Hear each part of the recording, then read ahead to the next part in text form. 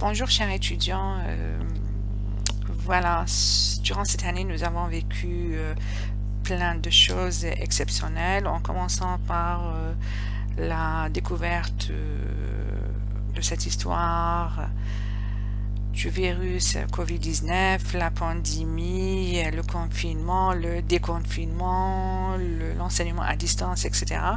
Nous avons essayé de faire de notre mieux pour pour survivre, premièrement, pour échapper à ce virus. Pour sauver l'année universitaire, nous avons dû appliquer l'enseignement à distance. Nous avons essayé de sauver l'année universitaire. J'estime que c'est réussi.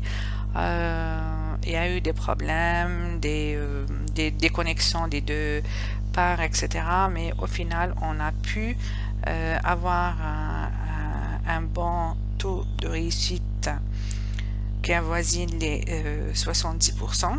Ceci dit, pour notre module, par exemple électronique fondamentale, il reste une dernière étape qui est l'épreuve de rattrapage pour une quarantaine d'étudiants qui vont la passer la prochaine semaine, Inch'Allah. J'espère qu'ils auront de très bons résultats. Alors, cette expérience exceptionnelle m'a poussé à réfléchir à comment faire pour améliorer la qualité de l'enseignement. Déjà, même si on retourne à la normale, j'ai décidé de continuer à poster des vidéos pour expliquer, pour faire profiter les étudiants de mes idées parce que la charge horaire consacrée à mon module ne me permet pas d'expliquer, de réexpliquer comme je le veux. Alors, durant le confinement de ma part, c'était l'occasion pour moi de lancer plusieurs réflexions. Je me suis mise à écrire des articles pour la presse, etc.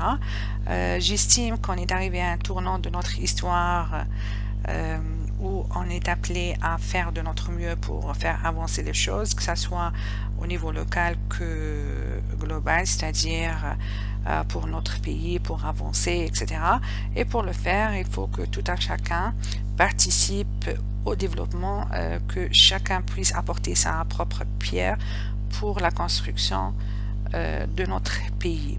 Voilà, on est des universitaires et on a été frappés de plein fouet par cette pandémie. Nos universités ont été à l'arrêt pendant plusieurs mois. Les étudiants ont été livrés à eux-mêmes par manque. Il y a des étudiants qui n'avaient pas de connexion, etc. Alors on a essayé de faire de notre mieux. Maintenant que j'estime qu'on a fait ce qu'on a pu pour sauver l'année universitaire, maintenant on doit réfléchir à notre futur.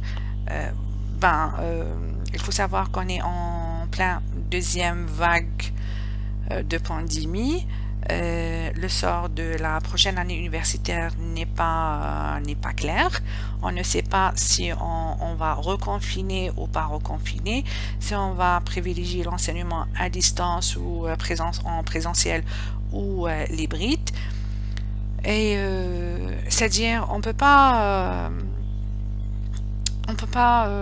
n'est pas là pour dire que c'est la faute à telle partie ou telle partie, parce que la pandémie est tombée du ciel ou de la Chine, et personne n'a été préparé à ça. Alors, on est là pour essayer d'apporter une aide à la prise de décision concernant ce qu'on peut faire et ce qu'on doit faire tout un chacun. Alors, j'aimerais bien, j'ai commencé cette réflexion, mais j'aimerais bien vous inviter, vous les étudiants, à donner votre avis, partager votre expérience pour enrichir ce que je suis déjà en train de faire. Alors, je vous invite à une réflexion autour de l'université algérienne, notre expérience en temps de la pandémie de la Covid-19.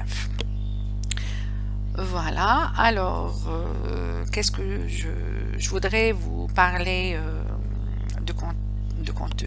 du contenu. Alors, il s'agit de l'expérience de l'enseignement durant cette période vue par nous tous, moi et vous, mes étudiants. J'aimerais avoir votre vécu, vos problèmes, ce que vous avez vécu,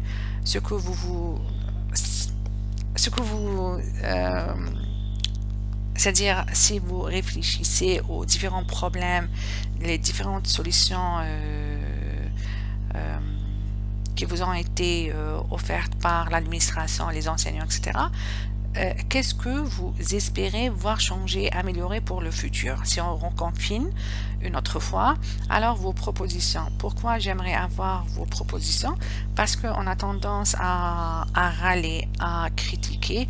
Là, on n'est pas là pour critiquer, mais pour apporter des solutions. Des solutions simples, compliquées, plus compliquées, etc. El-Mohim, des questions. Le fait d'apporter une question, de dire voilà, j'ai une question mais j'ai pas la solution, c'est déjà un pas en avant parce que on est nombreux.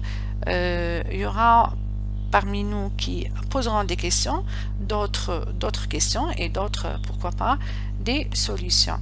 Alors, dans quel but je fais ça? Pour contribuer à faire l'état des lieux, présenter une expérience, un cas d'étude de notre, par exemple, module, commencer par là, poser des questions, participer à la prise de décision, proposer des solutions, faire évoluer les choses dans le bon sens.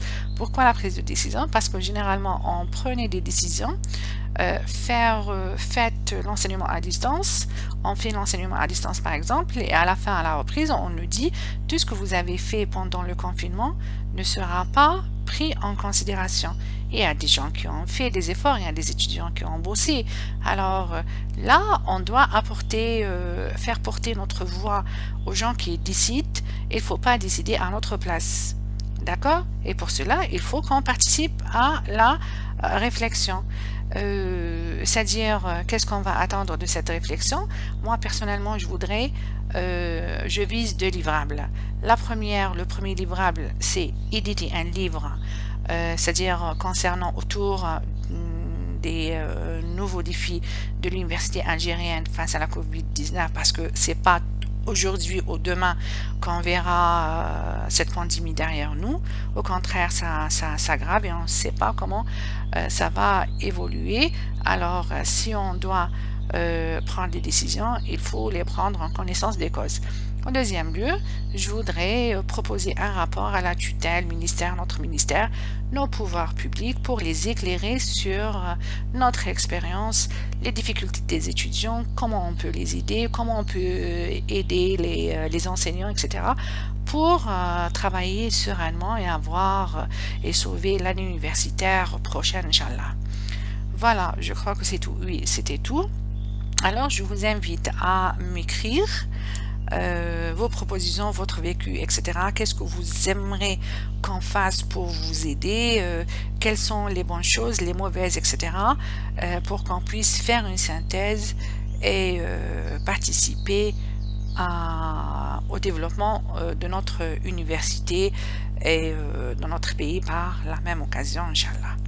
Merci beaucoup. Alors, n'hésitez pas à me contacter sur ma boîte lettres, c'est-à-dire mon email, pour partager avec moi votre expérience. Merci beaucoup et à la prochaine, Inch'Allah.